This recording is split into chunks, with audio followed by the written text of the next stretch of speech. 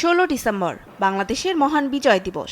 পাকিস্তানের পরাধীনতার শেকল ছিঁড়তে দীর্ঘ 9 মাসের রক্তক্ষয়ী যুদ্ধের মধ্য দিয়ে বিশ্বের বুকে জন্ম নেয় লাল সবুজের এক স্বাধীন দেশ। বাংলাদেশের ঐতিহাসিক এই দিনটিকে ঘিরেই প্রতিক্রিয়া জানিয়েছে প্রতিবেশী ভারত, যেখানে নেই বাংলাদেশের নাম, বরং দিবসটিকে উল্লেখ করা হয়েছে ভারতের বিজয় হিসেবেই। মঙ্গলবার ফেসবুক পোস্টে ভারতের প্রধানমন্ত্রী নরেন্দ্র মোদী 1971-এর যুদ্ধকে ভারতের ঐতিহাসিক সামরিক বিজয় হিসেবে উল্লেখ করেছেন। তুলে ধরেন ভারতীয় সেনাদের সাহস ও আত্মত্যাগের কথা। পোস্টে উল্লেখ নেই বাংলাদেশের নাম। এই বিজয়কে ভারতের ইতিহাসে গর্বের এক অধ্যায় বলেও উল্লেখ করেন। বাংলাদেশের বিজয় দিবসে প্রধানমন্ত্রী মোদীর মতো ফেসবুকে পোস্ট দিয়েছেন কংগ্রেস ও বিরোধী দলীয় নেতা রাহুল গান্ধী।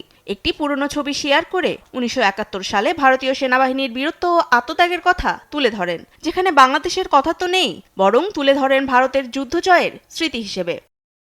বিজয় দিবসকে একটি তারিখ নয়, বরং ভারতীয় সশস্ত্র বাহিনীর ঐতিহাসিক ও চূড়ান্ত বিজয়ের প্রতীক হিসেবে উল্লেখ করেছেন ভারতের সেনাবাহিনীও। এ বিজয়ে মুক্তিবাহিনী ও ভারতীয় সশস্ত্র বাহিনী কাঁধে কাঁধ মিলিয়ে লড়াই করেছিল, যা একসঙ্গে বাংলাদেশের স্বাধীনতা সংগ্রামকে এগিয়ে নিয়ে গেছে বলে পোস্টে তুলে ধরা হয়েছে। 71-এর যুদ্ধে ভারতীয় সেনাবাহিনীর ভূমিকাকে প্রশংসায় ভাসান তারা। তনিমা ইসলাম, নিউজ ডেস্ক, দেশ টিভি।